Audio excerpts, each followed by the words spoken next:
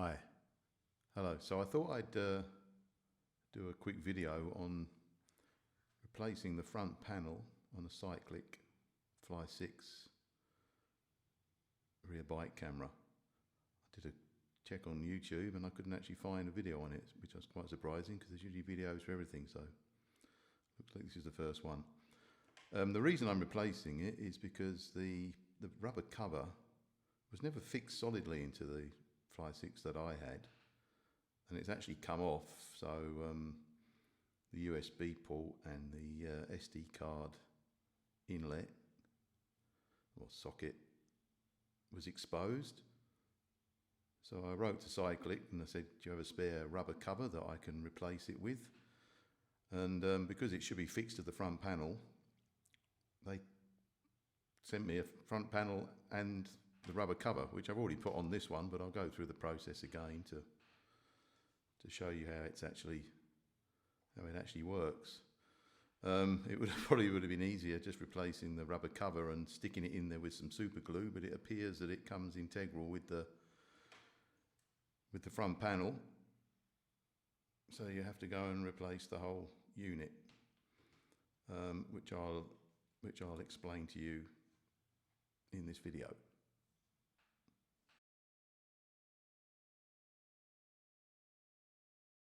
So the first thing to do is to remove the three sort of rubber covers in each corner that cover up the screws. There's probably not one in the in this corner here because of that's where the tether's attached. These ones I've already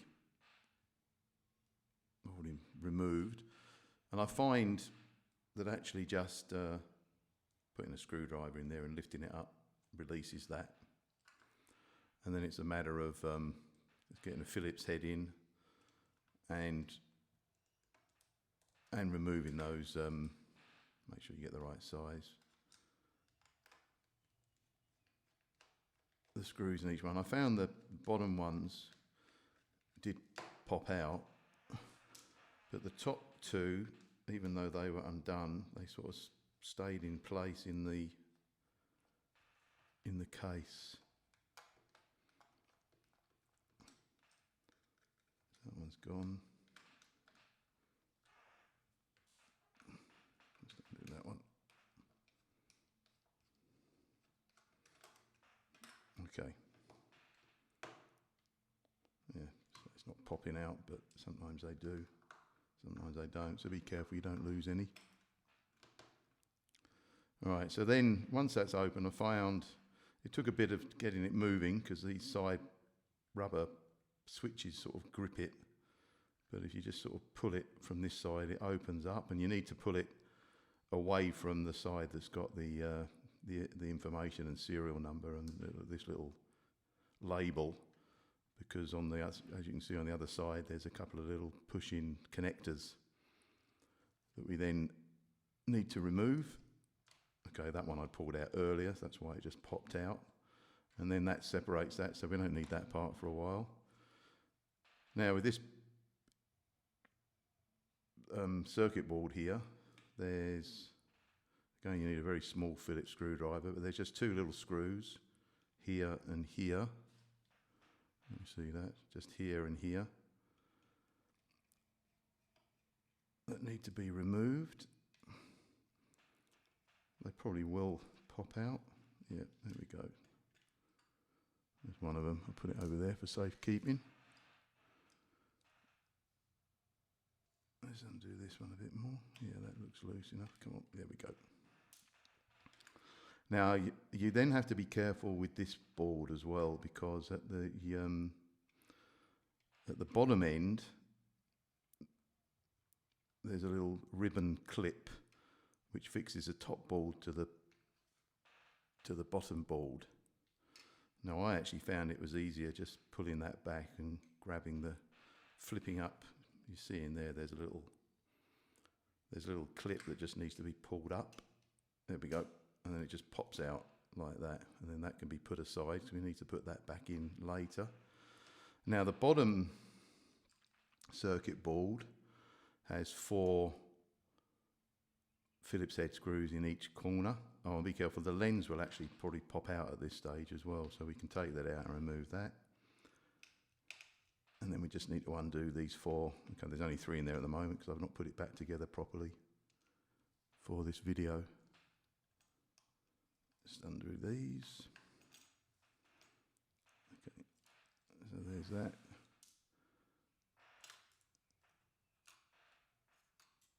And then that screw there, and then you see that circuit board just pops out. So now we can replace it with a new front cover. This is the new front cover, I've already done it. So it comes with this, I don't know what you'd call that, but that's what the light reflects in there to give you that circulating rear effect that it does. So that goes in, this board slots back in, and I'll just put these screws back in there.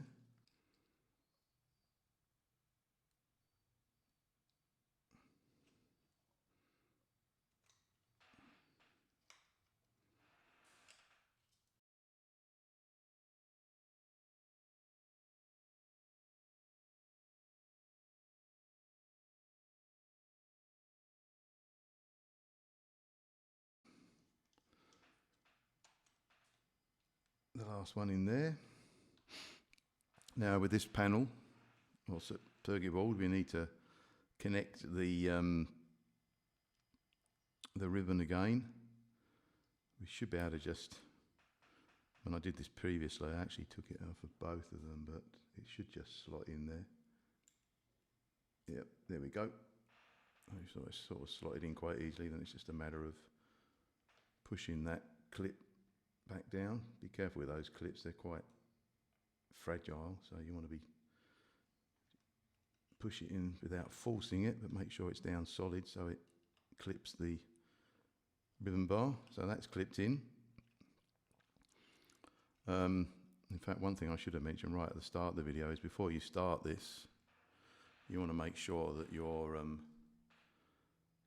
the SD card fits into the slot just there.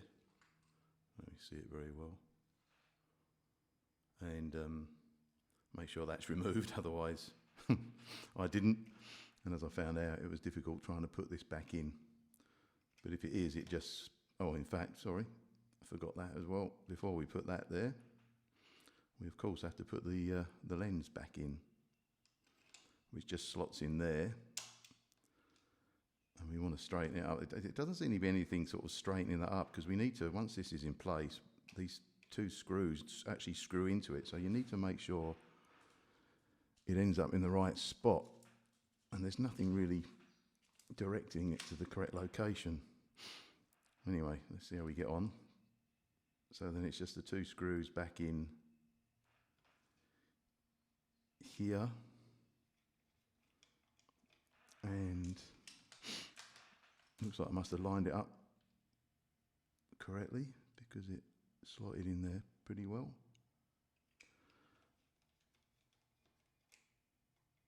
And then there we go.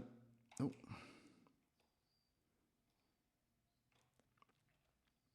So that's in there nice and solid. So then it's just a matter of putting the back panel back on. But of course we need to clip in these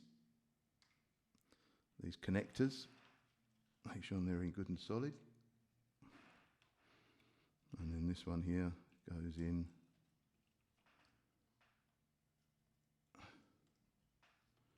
Goes into here.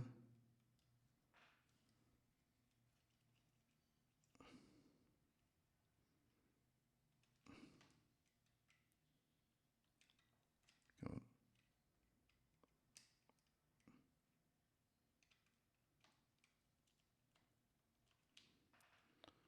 Not doing very well here. Let's try that again. Here we go.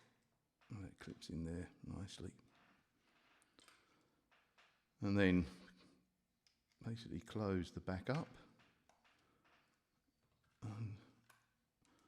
And then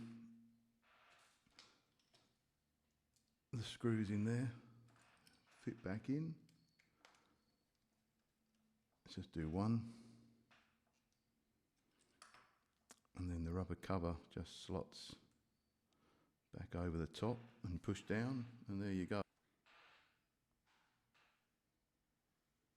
Okay, so there it is complete. Let's turn it on. Make sure I haven't broken it. And there we go. That's working fine. And with the new cover over the USB socket and the SD card, which I've already put back in. Oops. So that's all nicely protected again now. And I'd also like to thank Cycliq for providing a front panel free of charge. Even though the device is over 2 years old and out of warranty, it was just an email to customer service, and that was what they offered. Sent it free of charge, no postage. Great customer service. Anyway, thanks for watching again, and see you soon. Bye-bye.